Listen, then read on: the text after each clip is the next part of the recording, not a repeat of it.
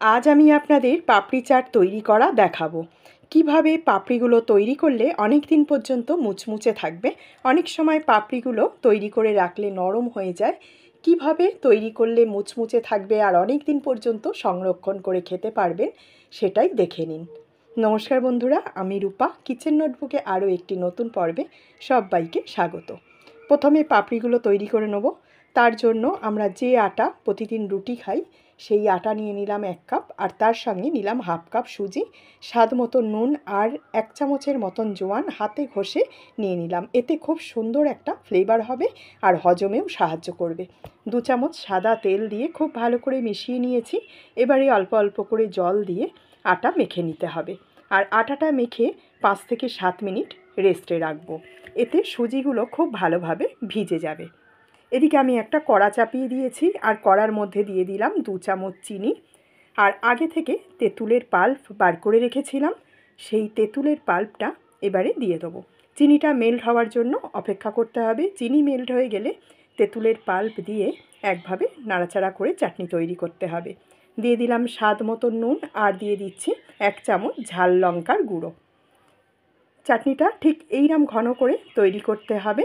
চাটনি তৈরি হয়ে গেছে, আর ওদিকে আমাদের যে আটাটা মেখে রেখেছিলাম, সেটাও সুজিটা খুব ভালোভাবে ভিজে গেছে। এখন আমি এই আটার থেকে 2টো লেচি তৈরি করে নেব। একটু বড় করে লেচি তৈরি করেছি। এবার আটা দিয়ে রুটির মতন করে বেলে নিতে হবে। তবে খুব বেশি পাতলা করে বেললে হবে না, আবার খুব বেশি মোটাও না।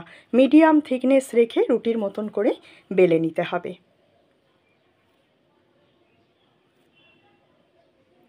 বড় করে বেলে নেওয়ার পর আমি একটা কৌটোর ঢাকনা দিয়ে পাপড়িগুলো কেটে নেব। তবে আপনারা বাড়িতে যে কোনো ছোটো বাটি বা গ্লাস কিংবা কৌটোর ঢাকনা দিয়ে এইভাবে পাপড়িগুলো কেটে নিতে পারেন। সবকটা পাপড়ি কেটে নেওয়ার পর সাইড থেকে যে বাড়তি অংশটা তুলে নিচ্ছি। তবে এটা ফেলে দেবো না, এটা আবার পরের বারে আটার সঙ্গে মিশিয়ে নেব। আর এদিকে একটা কাঁটা চামচ নিয়েছি, কাঁটা চামচ দিয়ে একটু ছিদ্র করে দিতে হবে, যাতে পাপড়িগুলো ভাজার সময় লুচির মতন ফুলে না যায়।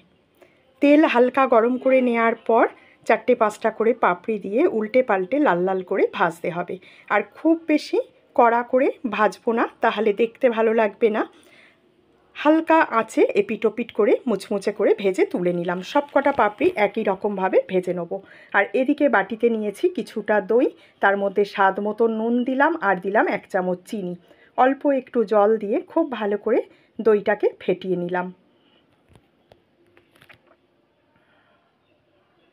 আর নিয়েছি শসা কুচি, টমেটো কুচি, আর পেঁয়াজ কুচি, আর কিছুটা কাঁচা লঙ্কা কুচি নিয়েছি। এবারে পাপড়িগুলোকে একটা প্লেটের মধ্যে এইভাবে সাজিয়ে নিতে হবে। ওপর থেকে দিয়ে দিচ্ছি সেদ্ধ করা আলুর টুকরো, আর দিয়ে দিলাম পেঁয়াজ কুচি, তার উপর থেকে দিয়ে দেবো শসা কুচি, এবারে দিয়ে দেবো টমেটো কুচি, আর দিয়ে দিচ্ছি টক দই। টক দইটা চারিপাশে খুব ভালোভাবে ছড়িয়ে দিতে হবে। দিয়ে দিলাম লাল চাটনি, যেটা তৈরি করে নিয়েছিলাম তেঁতুলের চাটনি, সেটা দিয়ে দিলাম। আর দিয়ে দিচ্ছি লঙ্কা কুচি। এখন দিয়ে দিচ্ছি ভাজা মশলা, ধনে জিরে শুকনো লঙ্কা শুকনো খোলায় ভেজে গুঁড়ো করে নিয়েছিলাম। আর দিয়ে দিলাম একটু বিট নুন। আবারও ওপর থেকে একটু দই দিয়ে দিলাম। এবারে দিয়ে দিচ্ছি চীনাবাদাম ভাজা, আর তার উপরে দিয়ে দেবো সেও ভাজা। খুব সহজভাবে আজকের এই পাপড়ি চাট করে দেখালাম। অবশ্যই একবার বাড়িতে এইভাবে তৈরি করে দেখুন, আর বাড়িতে তৈরি করলে কমেন্টে জানাতে ভুলবেন না খেয়ে আপনাদের কেমন লাগলো। রেসিপি ভালো লাগলে একটা লাইক করবেন। ফেসবুক পেজ থেকে দেখলে পেজটাকে ফলো করবেন, আর ইউটিউব থেকে দেখলে চ্যানেলটাকে সাবস্ক্রাইব করে নেওয়ার অনুরোধ রইল।